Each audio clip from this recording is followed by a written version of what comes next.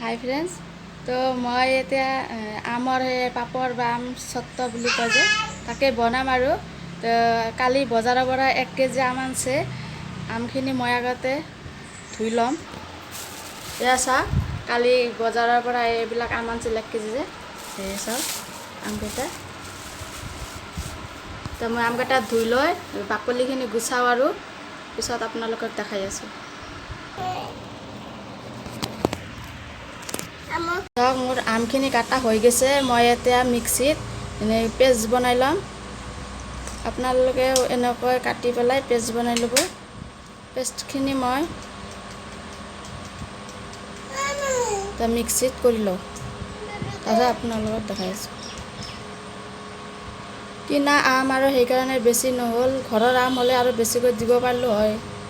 আৰু আমৰ ইমান দামো এতিয়া।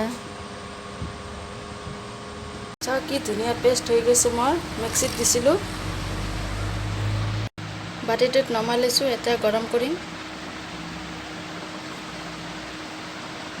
কেৰাহীত মই দি দিছোঁ। কেৰাহীটো গৰম নোহোৱাৰ আগতে দি দিব, গৰম হোৱাৰ কোনো দৰকাৰ নাই। মই চেকি লোৱা নাই, আপোনালোকে যদি পাৰে চেকি ল'ব। চেকি নল'লেও হয়। ইমান ধুনীয়া, ইমান ক্ৰীম হৈ গৈছে, মই সেইকাৰণে আৰু চেকা নাই। এনেকৈ লাৰি থাকোঁ।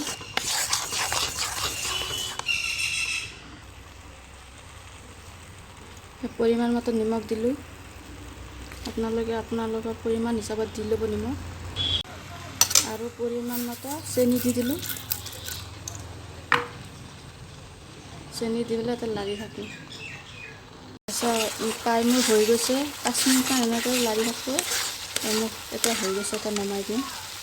এইটো মিঠাতেল সানি লৈছোঁ। এনেকৈ লৈ ওপৰলৈকে দিব পাৰোঁ। মই চাওঁ মিঠাতেল সানি লৈছোঁ। এতিয়া কাঁহীটোত আমৰ জেলখিনি ঢালি দিম।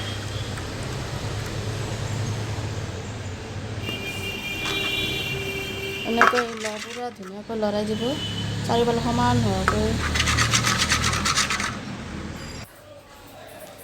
চাওক, মই এনেকৈ দুটা কাঁহীত দি ল'লোঁ। এতিয়া ৰ'দত দিম, তাৰপিছত আপোনালোকক দেখাই আছোঁ। চাওক বন্ধুসকল, মোৰ আম চট্টখিনি শুকাই গৈছে। আমখিনি শুকাওঁতে মোৰ 3 দিন লাগছে ৰ'দ দিওঁতে। এতিয়া মই উঠাই লওঁ চুৰি দি। চাওক বন্ধুসকল, ৰ'দত শুকোৱাৰ পিছত আম চট্টখিনি কিমান ধুনীয়া হৈছে, দেখিছে না? কেৰে পাপৰ চেম টু চেম পাপৰ হয়নে নাই? চাওক ইমান মজা হৈছে। এনেকৈ আপোনালোকে ৰ'দত দি পেলাই গোটেই বছৰটোৰ কাৰণে খাব পাৰিব। কাঁচৰ বৈয়ামত যদি ভৰাই থৈ দিয়ে আৰু মাজে মাজে ৰ'দ দিব। এতিয়া মই এনেকৈ আম চট্টখিনি কাটি ল'ম। মই এনেকুৱা শ্বেপত কাটি লৈছোঁ। আপোনালোকৰ ইচ্ছা অনুসৰি বেলেগ বেলেগ শ্বেপ কাটিব পাৰে। এতিয়া মই এটা শ্বেপখিনি ভাজ কৰিম আৰু। মোৰ কাটা শেষ। এতিয়া বৈয়ামত ভৰাই থৈ দিম আৰু।